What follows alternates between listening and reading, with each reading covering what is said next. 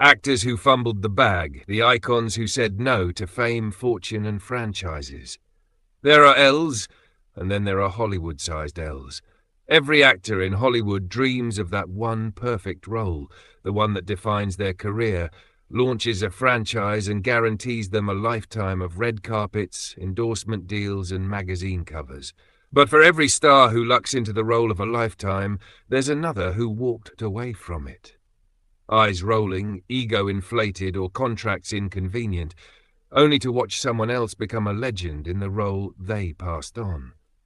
This is the Hall of Fame of career fumbles. The big ones. The Are You Kidding Me S. The bag fumbles so loud they echo through decades of missed royalty checks and bitter press interviews. We're talking about the actors who said no to roles that made billions, won Oscars and turned nobodies into megastars, all because they thought they were too busy, too good, or too famous for it. Spoiler, they weren't. Let's dive into the juiciest, most regrettable bag fumbles in Hollywood history. 1. Tom Selleck said no to Indiana Jones, and Harrison Ford said thank you. Let's set the stage. It's the early 1980s.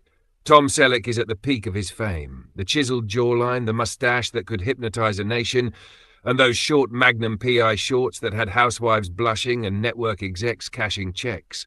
He's the face of primetime TV. He's hot, he's smug, he's busy. So when George Lucas and Steven Spielberg come knocking with a little script called Raiders of the Lost Ark, asking him to play a rugged archaeologist with a whip and a fedora, Tom doesn't say yes. He says, no thanks.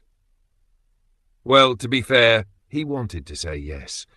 But CBS, clinging to their Magnum meal ticket like a life raft, said absolutely not. They wouldn't release him from his contract.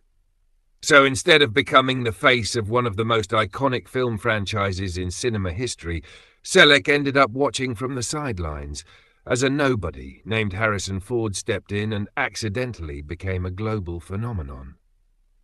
Let's be real here. Raiders of the Lost Ark was expected to flop. Even Spielberg wasn't totally sure about it. The studio figured it'd be a fun little B-movie adventure flick. Lucas was still smarting from Howard the Duck and had no idea this would turn into a billion-dollar franchise. So you can almost forgive Selleck for not fighting harder for it. Almost. Because what happened next is the Hollywood equivalent of watching your ex become a supermodel after you dump them via post-it note. Harrison Ford, fresh off playing a scruffy space pirate in Star Wars, was still relatively unknown. Like second-tier carpenter-turned-actor who got lucky once, unknown. He stepped into the leather jacket Tom turned down and made Indiana Jones a household name. The hat, the whip, the sweaty, smirking swagger. All of it became legendary. Ford went on to become one of the highest-grossing actors of all time. Multiple Indiana Jones films, The Fugitive, Blade Runner, Air Force One, The Mosquito Coast, Patriot Games. The man practically became the action genre. Meanwhile, Selleck, bless him, stayed in his TV lane. While Ford was dodging Nazis and scoring box office billions, Tom was solving murders in Hawaii and filming reverse mortgage commercials. And here's the kicker. Tom Selleck actually filmed a screen test for Indiana Jones, and he was great. The footage leaked years later, and fans admitted he could have pulled it off. But alas, the contract gods said no, and Hollywood history was written without him. To this day, Tom still gets asked about Indiana Jones in interviews, and he always responds with a tight smile and a shrug, as if it doesn't sting just a little that he turned down one of the most iconic roles in cinematic history, and that the man who replaced him wasn't even the first choice. But Harrison Ford? He never looked back. He wasn't supposed to be the star. He just stepped into a role someone else tossed aside, and then ran off with the entire bag. A leather bag, full of artifacts, and millions of dollars. Next time you think your schedule conflict isn't a big deal, remember the legend of Tom Selleck and the fedora that got away. In the late 1990s, Will Smith was that guy. Fresh off Independence Day and Men in Black, Smith wasn't just a movie star. He was a box office guarantee. Everything he touched turned into a 4th of July weekend blockbuster. He had charm, swagger, rap singles, topping charts, and $1 million smile that studios would kill for. So when two scrappy writer-directors named the Wachowskis came knocking with a script called The Matrix, Smith didn't even read it properly. Because in his own words, I just didn't get it. To be fair, who did? The Matrix script was a weird tech-noir fever dream with talk of simulated realities, philosophical glitches, kung fu coding, and something called bullet time. Will Smith, in all his late 90s arrogance, took one look at it and said, hard pass. Instead, he chose to star in Wild Wild West. Yes, Wild Wild West. While The Matrix was out here reinventing cinema and putting trench coats back in fashion, Will Smith was cosplaying a cowboy in a steampunk spider movie that gave us absolutely nothing except a very unfortunate soundtrack and one of the worst Rotten Tomatoes scores of his career. But back to Neo. The Wachowskis wanted Smith, badly. He was their first choice. They knew he could carry the action, charm audiences, and bring that star power to a movie that desperately needed a big name to get greenlit. But Smith wasn't convinced. He was too big, too busy, too not into it. And to his credit, he admits now that if he had taken the role, he probably would have messed it up. He even made fun of himself in a YouTube video years later, laughing at his own bag fumble like someone who definitely cried into a pile of unused Matrix merch behind closed doors. In the vacuum of Will's absence, the Wachowskis turned to their backup, Keanu Reeves. At the time, Keanu wasn't exactly Hollywood royalty. He was cute, sure. He had Speed under his belt and Bill and Ted, but he wasn't considered cool. Definitely not change the face of action cinema cool. But when Keanu said yes to The Matrix, he didn't just commit. He went full monk. Months of martial arts training, philosophy classes, total immersion in the world of The Matrix. And when that iconic green code dropped in theaters in 1999, it changed everything. The Matrix became a cultural juggernaut. Critics drooled, fans obsessed. The film made over $460 million at the box office and redefined the visual language of action for a generation. Trench coats, slow-mo shootouts, red pills, sunglasses at night, all of it became instantly iconic. Keanu Reeves went from that guy in Point Break to Neo the One. And Will Smith? He got stuck in a movie with a mechanical spider and a villain in a wheelchair powered by racist tropes. The contrast could not be more brutal. Years later, Will Smith has been remarkably honest about the whole thing, but that doesn't make it hurt any less. Especially when you consider that The Matrix didn't just spawn sequels, video games, and philosophy classes. It made Keanu untouchable. Neo became the kind of role actors spend decades chasing, the kind of role that defines you. And Will? He didn't get his next serious sci-fi messiah role until I Am Legend, which was fine. But let's be real, it wasn't The Matrix. To this day, Will Smith's decision to skip the red pill is one of the most legendary bag fumbles in cinema history. He zigged when he should have zagged. He chose yeehaws over I know kung fu. And in doing so, he handed Keanu Reeves a black trench coat and a golden ticket to cinematic immortality. Let's just hope he kept some of that Wild Wild West money, because he sure didn't take home any kung fu residuals. 3. Gwyneth Paltrow said no to Titanic, and Kate Winslet sailed into history. There are career missteps, and then there's declining Titanic. In the mid-90s, Gwyneth Paltrow was riding high on a wave of literary adaptations, indie film cred, and highbrow pedigree. The daughter of Hollywood royalty, actress Blythe Danner and director Bruce Paltrow, she was seen as the next big thing. She had the looks, the last name, and the Gwyneth aura. Effortlessly ethereal, vaguely better than you, and always about 3 steps away from launching a lifestyle empire about artisanal toothpaste and yoni-scented candles. So when James Cameron was casting Titanic, the massive, risky, historical epic that the studio thought might bankrupt them, Gwyneth was offered the role of Rose DeWitt Bukater, the aristocratic beauty who falls for a scrappy third-class artist aboard a doomed ship. And Gwyneth, in all her delicate, too-cool-for-blockbusters glory, passed. She's been maddeningly vague about it ever since. In interviews, she's claimed she was one of the last two in the running, and that she doesn't even remember why she said no. Which is rich, because who forgets turning down one of the highest-grossing films of all time?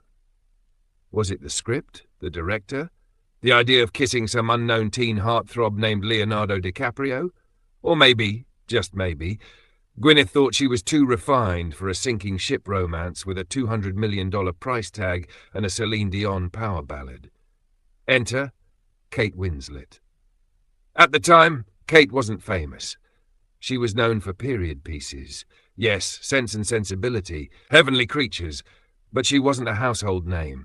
She was British, bookish, curvy in an industry that favoured stick-thin waifs and, crucially, available. When she got the role, even she couldn't believe it. And when Titanic hit theatres in 1997, it didn't just make money, it became a cultural supernova. Teens saw it multiple times. Grown men cried. People bought second-hand corsets and recited "I'll Never Let Go" in the mirror. It made $2.2 billion worldwide. Kate Winslet instantly became the actress of the moment. She got an Oscar nomination, she got international acclaim, and she got to lock lips with babyface DiCaprio as an entire generation collectively swooned into their popcorn. Meanwhile, Gwyneth, she did go on to win an Oscar for Shakespeare in Love, beating out Kate that very next year, which is its own juicy little twist. But let's be honest, nobody's doing 3-hour rewatches of Shakespeare in Love on a rainy Sunday with tissues and hot cocoa. No one's humming that soundtrack or whispering, "Paint me like one of your French girls." And Gwyneth knows it. In fact, every time she gives one of her airy, dismissive answers about turning down Titanic, you can hear a tiny strain of "My Heart Will Go On" playing in the background. Faint, but unmistakable. Of course, now she's pivoted to selling $90 jade eggs and telling women to steam their hoo-has, which frankly is a Titanic disaster in its own right. But somewhere deep in the Goop headquarters, there's got to be a dusty DVD copy of Titanic on a shelf. And every now and then we like to imagine Gwyneth popping it in, watching Kate clutch that door and whispering, "That could have been me." But it wasn't. 4. John Travolta turned down Forrest Gump and ran the wrong way. John Travolta is living proof that lightning can strike twice, but it can also burn your career to a crisp if you fumble the bag too many times. Let's rewind to the early 90s.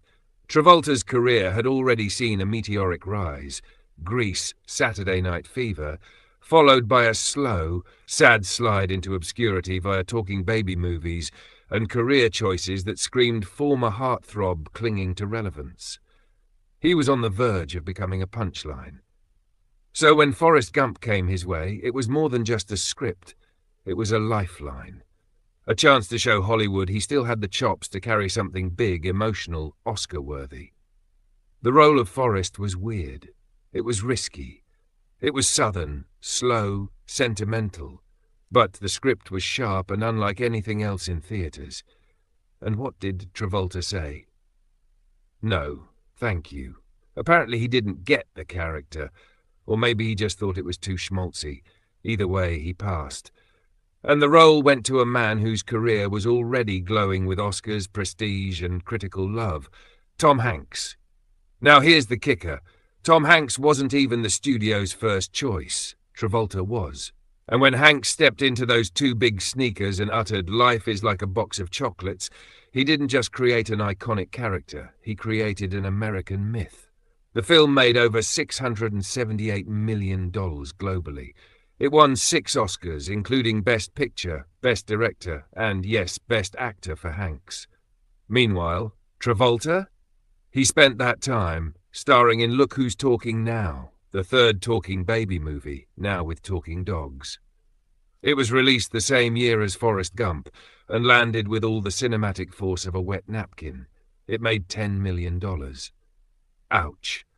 To be fair, Travolta did mount a comeback shortly after with Pulp Fiction, thanks to Quentin Tarantino giving him a second chance when no one else would, but the sting of Forrest Gump never quite faded.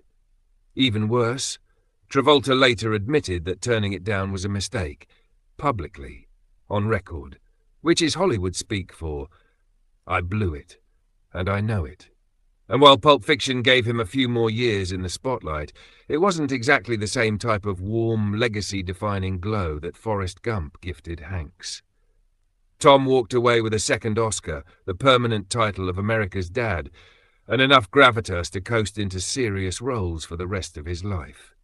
Travolta, on the other hand, ended up in Battlefield Earth. And if you don't know what that is, good, keep it that way.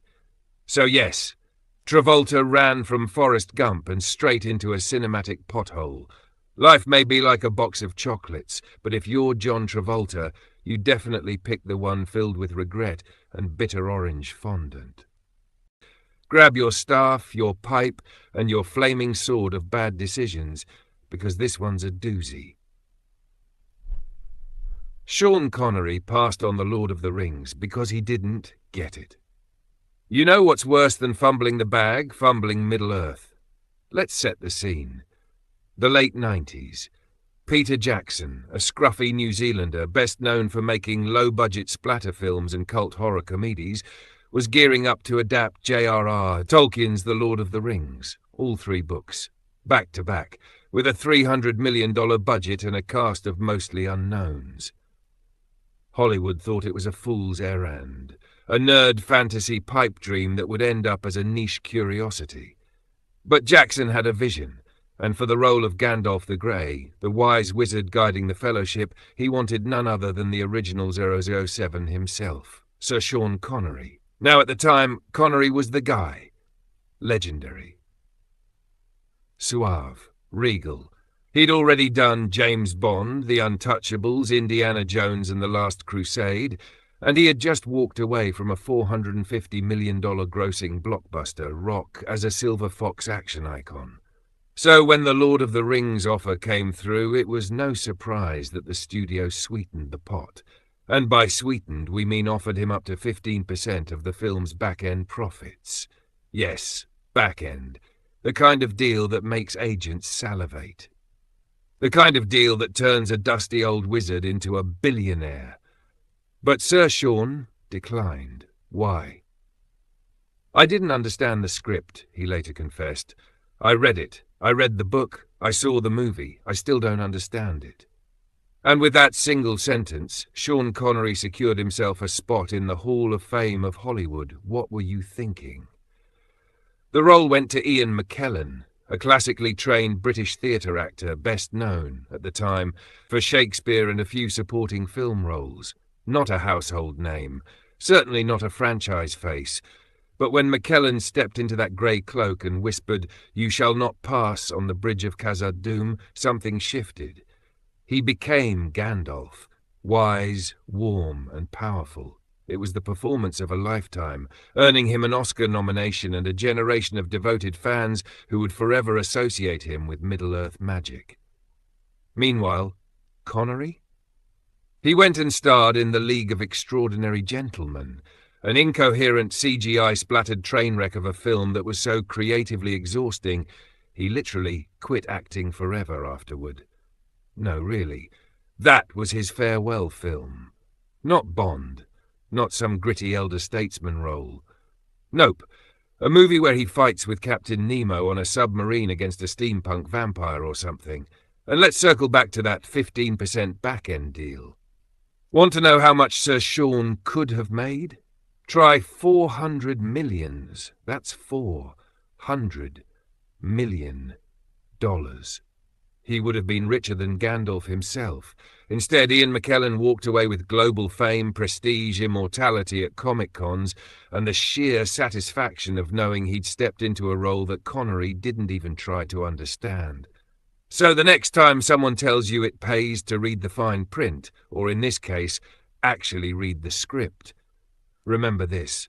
Sean Connery passed on the Lord of the Rings because he didn't get it, and Gandalf did.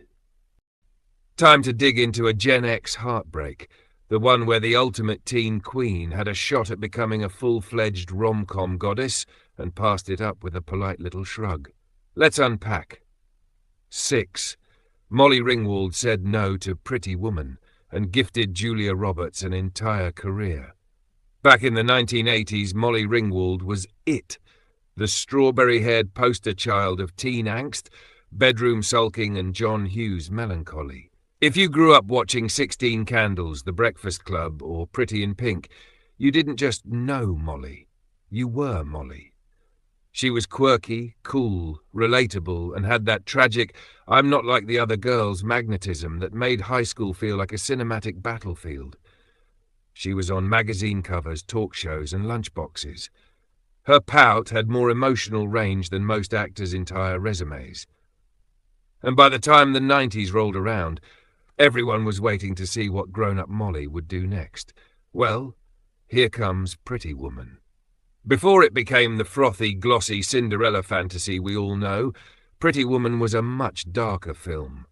It was called 3000, and it was originally about a down-on-her-luck prostitute who spends a week with a rich, emotionally stunted businessman before being dumped back onto the street, heartbroken and humiliated. Not exactly Disney material.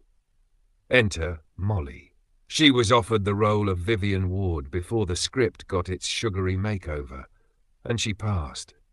To be fair, it's not hard to see why. The original draft was gritty, edgy, not the kind of thing you'd associate with a beloved teen icon. But even after the rewrites, when the tone lightened, the ending softened, and suddenly there was a shopping montage set to Pretty Woman, Ringwald still said nah. The role floated on, and in walked a fresh-faced Julia Roberts, an actress with a big smile, a southern lilt, and a few forgettable roles under her belt. Cute, but not exactly household name material. Then Pretty Woman happened, and everything changed. Julia popped. The movie made her a megastar overnight. Audiences fell in love.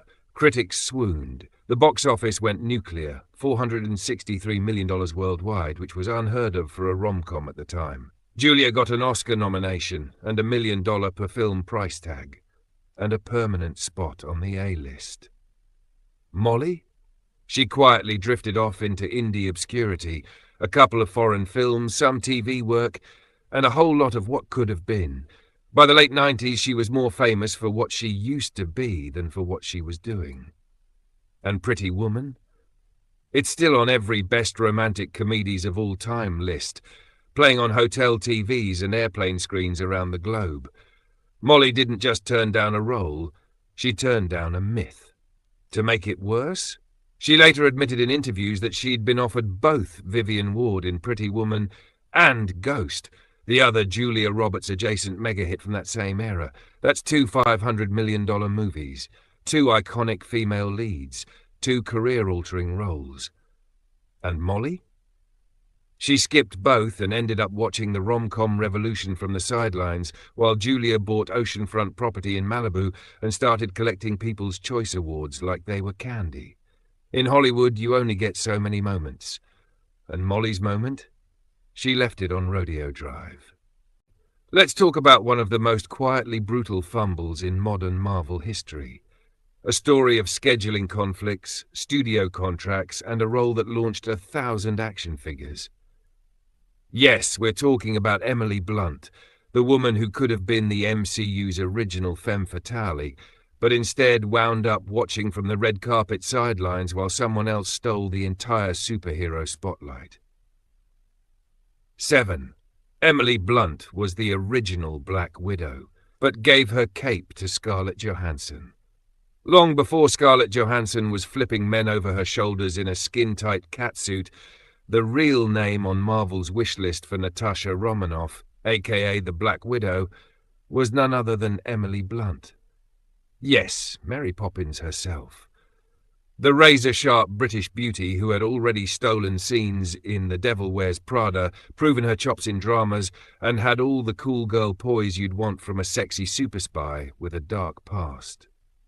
In fact, Blunt had already signed the contract. She was cast. The deal was done. Marvel wanted her badly for Iron Man 2, which was going to be Natasha's big screen debut, and Blunt was ready to step into the MCU and become part of what would eventually become the most lucrative film franchise in human history. But then came Gulliver's Travels. That's right. Emily was contractually locked into a supporting role in the 2010 Jack Black flop about a man who travels to a land of tiny people. A movie that practically evaporated from the public consciousness as it was being released. Blunt begged to get out of it. Schedules were shuffled. Executives argued. But the studio, 20th Century Fox, if you're wondering, held her to her obligation. And Marvel, not wanting to wait around, moved forward. Enter Scarlett Johansson. ScarJo, already a well-known name, swooped in and snagged the role. She dyed her hair red, squeezed into the latex, and stepped onto the set of Iron Man 2. And the rest, as they say, is billion-dollar history. From there, Johansson became one of the central faces of the MCU. She starred in 9 Marvel films, eventually headlining her own solo movie, Black Widow, and reportedly pulled in over $75 million from the franchise, not even counting merchandise, bonuses, or back-end profits. Emily, meanwhile, starred in Gulliver's Travels. The box office? Lukewarm. The reviews? Scathing. The legacy? Forgotten faster than a post-credit scene with no sequel payoff. Now, to be fair, Blunt bounced back. She flexed her muscles in Edge of Tomorrow, kicked alien ass in A Quiet Place, and proved she could handle action just fine without the S-Shield badge. But still, there's no denying she missed a gold-plated rocket ship. And the worst part? Emily never even wanted to do Gulliver's Travels. It was a forced move, a studio obligation, a role she barely blinked at. Meanwhile, Scarlett built an empire off the one she left behind, complete with Funko Pops, cosplay homages, and a little thing called global icon status. Blunt has since handled it with grace, as one does, but every time a new Avengers movie dropped, you know some publicist somewhere cracked a bottle of wine and whispered, "It should have been you." Because let's be real, Emily Blunt was this close to being one of the first ladies of Marvel. Instead, she got a tiny island full of CGI Lilliputians and a hard lesson in timing. Oh yes, this one hurts. Imagine being offered one of the most iconic roles in early 2000s pop culture, the role that launched 1,000 pink outfits, taught us all the bend and snap, and turned What Like It's Hard into a feminist mantra. And then imagine saying no thanks, because you didn't want to repeat yourself. Yep, that's exactly what Christina Applegate did when Legally Blonde came knocking. 8. Christina Applegate turned down Legally Blonde and watched Reese Witherspoon snatch her crown in heels. Let's rewind to the late 90s. Christina Applegate was riding high after 11 seasons as Kelly Bundy on Married with Children, the bouffant blonde, tight dress-wearing, hilariously shallow bombshell of every dad's dreams and every feminist's side-eye. She'd proven she could do funny, flirty, and fabulous. She had comic timing, charisma, and that classic California glow. So when casting for Legally Blonde began, Applegate was reportedly at the top of the list for Elle Woods.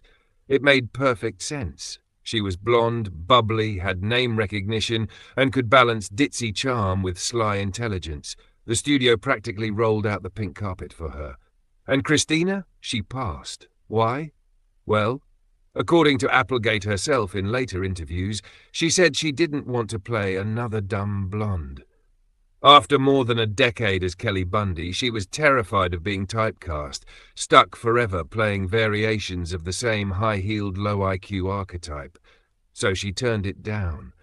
And in walked Reese Witherspoon, a sweet-faced Southern actress who'd done some well-received indies. Election? Anyone? but hadn't yet hit full-blown superstardom. She wasn't a household name. She wasn't a studio darling. She wasn't even the first choice. But when she slipped into Elle Woods' pink halter top and flounced into Harvard Law, something clicked. Reese wasn't just funny, she was charming. She made Elle smart, determined, compassionate, and layered. She turned what could have been a flat, stereotype-ridden character into a feminist icon for the sparkly lip-gloss crowd. Legally Blonde wasn't just a hit, it became a cultural moment. It spawned a sequel, a Broadway musical, endless Halloween costumes, and a franchise that's still getting rebooted over 2 decades later. Reese won a Golden Globe nom, became the new rom-com queen, and opened the door to a career that would eventually include an Oscar, a production empire, and prestige series like Big Little Lies. Christina, to her credit, recovered. She later starred in Anchorman, Samantha Who, and Dead to Me, showing off some serious acting chops and earning critical love.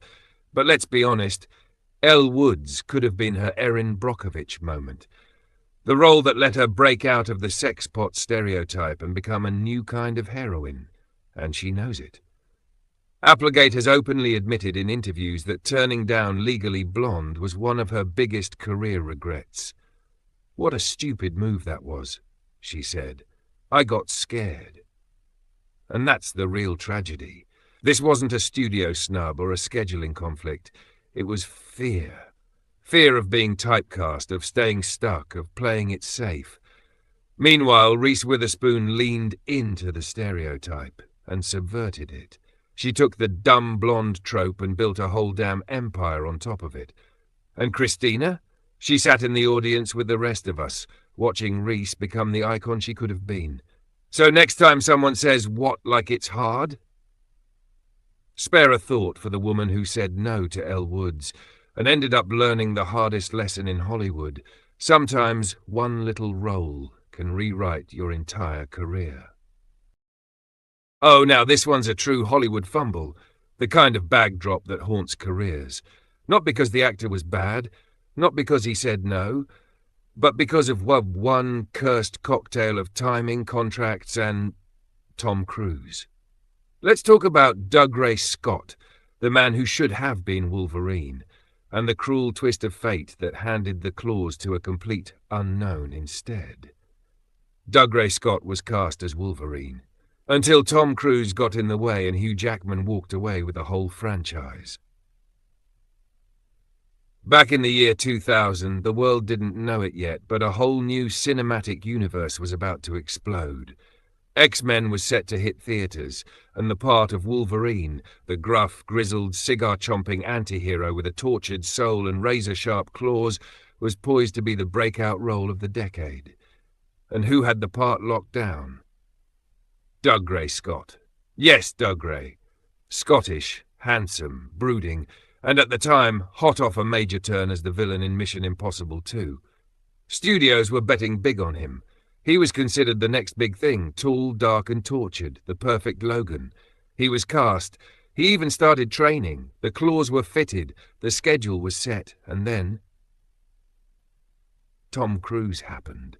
You see, Mission Impossible 2, where Dougray was playing opposite Cruise, hit delay after delay. More reshoots, more stunts, more Cruise doing Cruise things. It dragged on longer than expected, and by the time Dougray tried to leave the set to film X-Men, Cruise allegedly wouldn't let him go. He was still under contract. Production ran long, studio priorities kicked in, and just like that, he was forced to drop out of X-Men. The role of Wolverine had to be recast, fast. Enter a total unknown, Hugh Jackman, a musical theatre guy from Australia. A last-minute Hail Mary replacement who was literally learning the character on set. People were skeptical. Who the hell was this guy? Could he even do an American accent? But you know what happened next. Hugh Jackman didn't just play Wolverine, he became him. Over 17 years and 9 films, Jackman transformed into a pop culture icon. He gave Wolverine depth, rage, sorrow, and sex appeal. He became the face of the X-Men franchise, the crown jewel of early 2000s superhero cinema, and eventually the beloved star of Logan, a critical darling and his swan song as the character. And Dougray? Well, he disappeared into a haze of almosts. A few roles here and there, some supporting parts in TV shows, nothing that ever launched him to the stratosphere he was so close to touching. There's no shade on his talent. Dougray is a solid actor, but in Hollywood, timing is everything. And this wasn't a matter of bad judgment or diva behavior. This was straight-up bad luck. The kind that leaves you watching someone else live your dream for 2 decades, while fans scream their name in cosplay and studio execs throw millions at their feet. In interviews, Dougray has been gracious. He said he was meant to do it, but was contractually obligated elsewhere. Translation: Tom Cruise snatched my destiny, and Hugh Jackman made off with my legacy. And it's true. There's a parallel universe where Dougray Scott is Wolverine, walking red carpets, collecting Marvel checks, and getting his own gritty solo film in 2017. But in this timeline, he's just the guy who came this close, before the bag slipped right through his adamantium fingers. And there you have it, a glittering trail of fumbled bags, missed calls, and roles that could have rewritten careers, bank accounts, and pop culture history. Some walked away, some got pushed out, and some just didn't get it until it was far, far too late. But hey, for every Hugh Jackman, there's a Dougray Scott. For every Reese Witherspoon, there's a Christina Applegate wondering what might have been as she scrolls through Elwood's memes at 2 a.m. Now don't worry, the Hollywood heartbreak isn't over yet. We've got a part 2 coming your way, packed with even more jaw-dropping career faceplants, iconic roles turned down, and actors who zigged when they should have zagged. Trust us, the next round of bag fumbling is just as tragic, dramatic, and delicious. So if you love a little snark with your stardom, a little shade with your cinema, and a whole lot of what were they thinking, smash that like button, hit subscribe, and ring the bell so you don't miss part 2 of actors who fumbled the bag.